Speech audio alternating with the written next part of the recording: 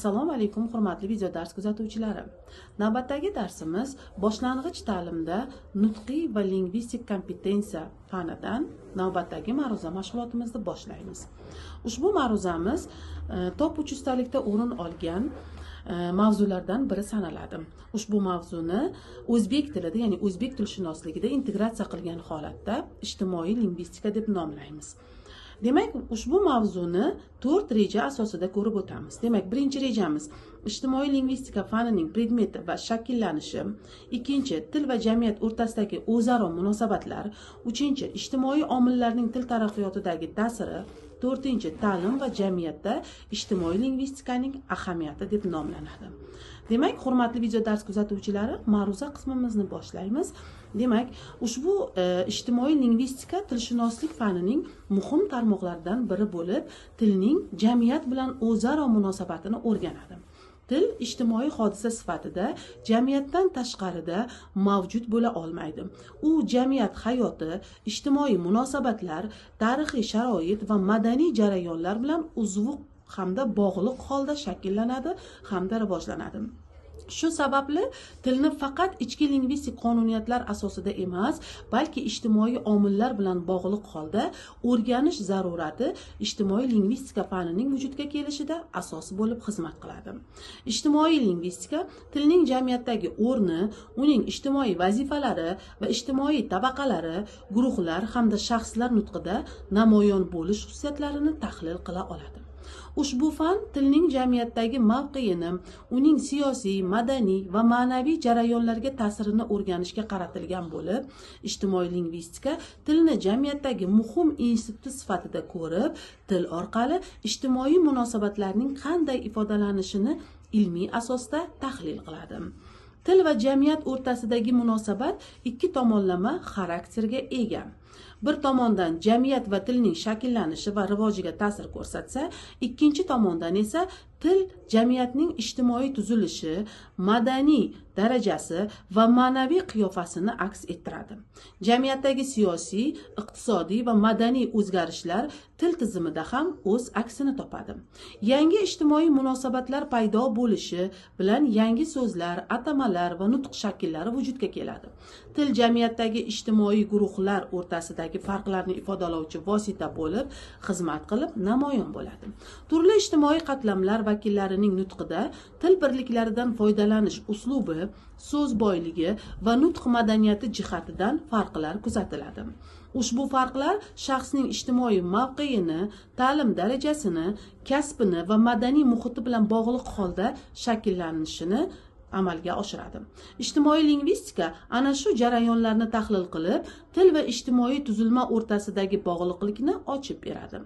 Jamiyatda tilning mavqei va funksional imkoniyatlari ijtimoiy siyosat bilan ham chambarchas bog'liqdir. Davlat til siyosati orqali tilning rasmiy maqomini belgilaydi. Uning rivoji va qo'llanish doirasini kengaytirishga harakat qiladi. Til siyosati jamiyatdagi ijtimoiy barqarorlik va milliy birlikni mustahkamlashda muhim rol o'ynaydi. Shu jihatdan ijtimoiy lingvistika til siyosati masalalarini ilmiy asosda yoritishga muhim ahamiyat kasb etadi. Ijtimoiy omillar til taraqqiyotiga bevosita ta'sir ko'rsatadi. Aholining savodxonlik darajasi, ta'lim tizimining rivojlanganligi, ommaviy axborot vositalari va texnologiyalarining keng tarqalishi tilning rivojlanish sur'atini belgilovchi asosiy omil hisoblanadi. Axborot texnologiyalarining rivojlanishi natijasida nutq shakllarida qisqarish, soddalashuv va yangi til ifoda vositalarining paydo bo'lishi kuzatiladi. Bu jarayon ijtimoiy lingvistika nuqtai nazaridan alohida tahlil talab etiladi. Globallashuv jarayoni ham til va jamiyat munosabatlariga kuchli ta'sir ko'rsatib kelmoqda. Chet tillari bilan aloqaning kuchayishi natijasida tilga ko'plab o'zlashma so'zlar kirib kelmoqda.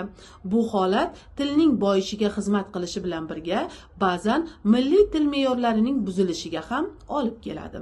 Shu sababli ijtimoiy lingvistika globallashuv sharoitida milliy tilni asrash hamda rivojlantirish masalalarini ilmiy jihatdan asoslab beradi. Ta'lim tizimidagi ijtimoiy lingvistikaning ahamiyati esa beqiyosdir. Ta'lim jarayonida tilning ijtimoiy funksiyalarini aniqlash o'quvchilarda tilga ongli munosabatlarni shakllantiradi. O'qituvchi tilning jamiyatdagi rolini chuqur tushungan holda ta'lim berar ekan, o'quvchilardan nutq madaniyati va ijtimoiy faollikni rivojlanishini talab etadi. Ayniqsa ona tili va adabiyot fanlarida ijtimoiy lingvistika elementlaridan foydalanish ta'lim samaradorligini oshiradi. Ijtimoiy lingvistika shaxs nutqining shakllanishida muhim rol o'ynaydi. Inson nutqi faqat individual qobiliyat mahsuli emas, balki u yashab turgan ijtimoiy muhit ta'sirida shakllanadi. O'qituvchi tilning jamiyatdagi rolini chuqur tushungan holda ta'lim berar ekan, o'quvchilarda nutq madaniyati va ijtimoiy faollik rivojlanishini aks ettiradi. Ayniqsa, ona tili va adabiyot fanlarida ijtimoiy lingvistika elementlaridan foydalanish ta'lim samaradorligini oshiradi. Ijtimoiy lingvistika shaxs nutqining shakllanishida muhim rol o'ynaydi. Demak, inson faqat individual qobiliyat mahsuli emasligini yana bir bor takrorlab o'tamiz. Ijtimoiy lingvistika til va jamiyat o'rtasidagi murakkab va ko'plab qirrali munosabatlarni o'rganadigan muhim fan sohasi ham hisoblanadi.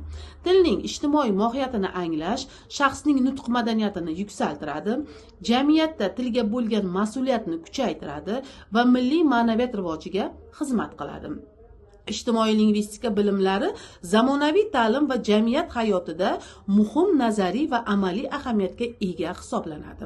Ijtimoiy lingvistika esa tilning hududiy va ijtimoiy farqlanish masalalariga alohida ahamiyat bera boshlaydi. Jamiyat ichida til bir xil shaklda qo'llanilmaydi, balki hudud, ijtimoiy guruh, kasb va yosh omillarga ko'ra turlicha ko'rinishlarda namoyon bo'ladi.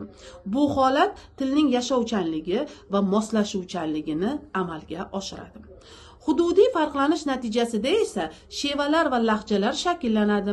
Ijtimoiy farqlanish esa turli kasbiy nutq shakllari va ijtimoiy guruhlarga xos nutq uslublarini yuzaga keltiradi.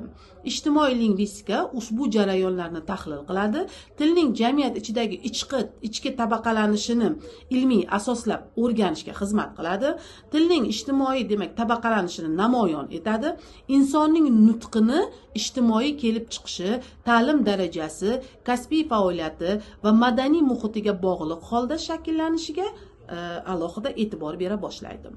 Hududiy farqlanish natijasida shevalar hamda lahjalar shakllanadi.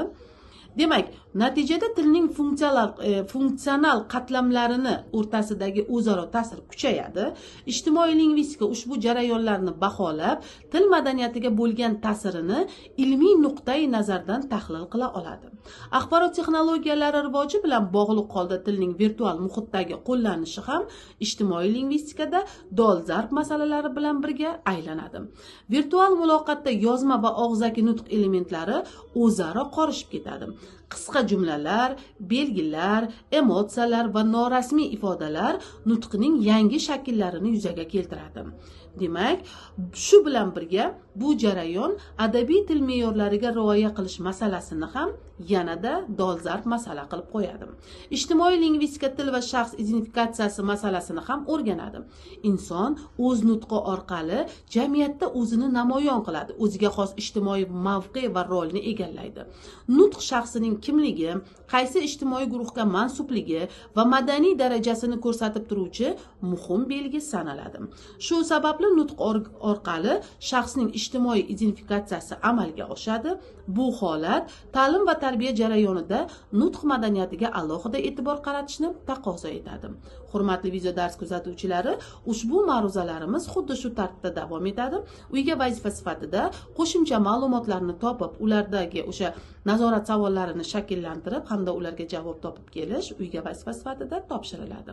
Xayr, salomat bo'ling.